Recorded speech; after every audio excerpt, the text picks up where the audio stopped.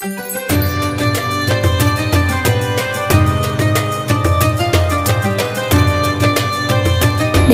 dan penjelasan tafsir isyari.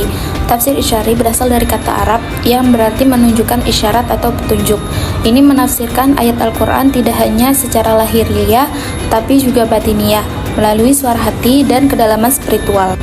Pandangan Imam Al-Ghazali, menurut Ghazali, tafsir ini melibatkan takwil dan aspek esoterik yang hanya bisa dipahami oleh orang berjiwa luhur dan terlatih, mujahadah, setelah memahami makna zahir ayat.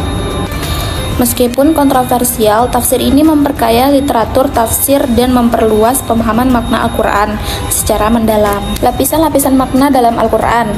Tingkat ibarah, makna umum yang dipahami masyarakat luas, termasuk terjemahan Al-Quran ke berbagai bahasa. Kalau tingkat isyarah, makna khusus yang mendalam, ilmu bahasa Arab, dan konteks ayat seperti ilmu nahwu, shorof, dan balaghah. Adapun juga tingkat lataif dan haqaiq, makna batin terdalam yang hanya difahami oleh para wali dan nabi melalui metodologi khusus dan spiritual. Selanjutnya yaitu materi tentang perbedaan pandangan ulama tentang tafsir isyari. Terdapat berbagai kontroversi terkait tafsir isyari. Salah satunya yaitu sebagian menganggap tafsir ini rawan penyimpangan dan kekafiran, sementara yang lain melihatnya sebagai pendalaman makna Al-Quran. Salah satu pendapat yaitu dari Al-Ghazali yang menegaskan pentingnya memahami makna zahir sebelum batin dan mengkritik mereka yang menafsirkan tanpa dasar zahir yang kuat. Selanjutnya, persyaratan penafsiran. Tafsir isyari harus didasarkan pada ilmu zahir dan batin serta tidak boleh bertentangan dengan prinsip Islam dan akal sehat. Selanjutnya, materi tentang perbedaan tafsir isyari al-jaiz dan tafsir isyari ghairu jaiz.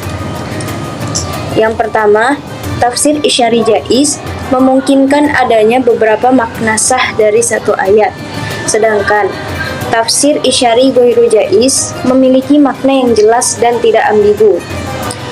Perbedaan yang kedua, tafsir isyari jaiz memiliki makna yang mungkin tidak bertentangan dengan prinsip Islam. Sedangkan tafsir isyari ghairu jaiz mempertimbangkan makna lain yang tidak sesuai dengan prinsip Islam.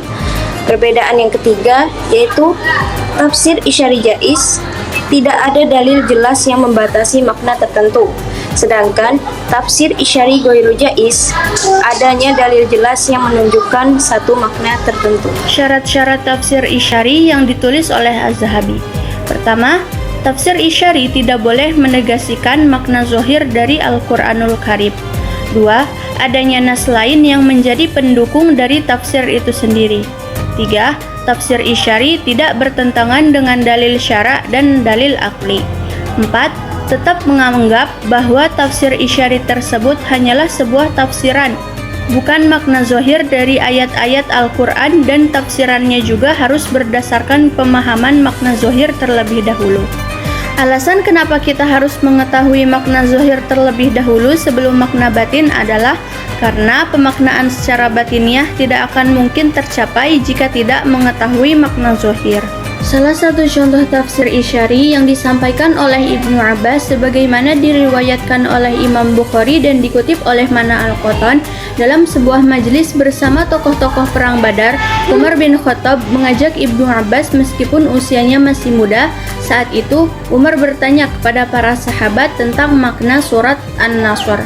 Di antara mereka ada yang menjawab, "Kami diperintahkan untuk memuji dan meminta ampun kepada Allah ketika mendapat pertolongan dan kemenangan." Sedangkan sahabat yang lain diam saja tidak mengatakan apa-apa. Kemudian Umar menanyakan pula kepada Ibnu Abbas, "Begitukah pandanganmu, wahai Ibnu Abbas?" Ibnu Abbas menjawab, "Tidak, ayat itu menunjukkan tentang ajal Rasulullah SAW yang diberitahukan Allah Subhanahu wa Ta'ala kepadanya. Maka bertasbihlah dengan memuji Tuhanmu dan memohon ampun kepadanya. Sesungguhnya Allah adalah Maha Penerima Taubat." Berdasarkan riwayat di atas jelas menunjukkan bahwa Ibnu Abbas mempunyai pemahaman yang tidak dikuasai oleh sahabat-sahabat yang lain kecuali Umar bin Khattab dan Ibnu Abbas. Inilah bentuk tafsir isyari yang diilhamkan Allah kepada makhluknya yang dikehendaki. Berdasarkan riwayat di atas, jelas menunjukkan bahwa pemahaman Ibnu Abbas ini tidak bisa dikuasai oleh sahabat-sahabat yang lain karena mereka hanya memahami makna zahirnya saja.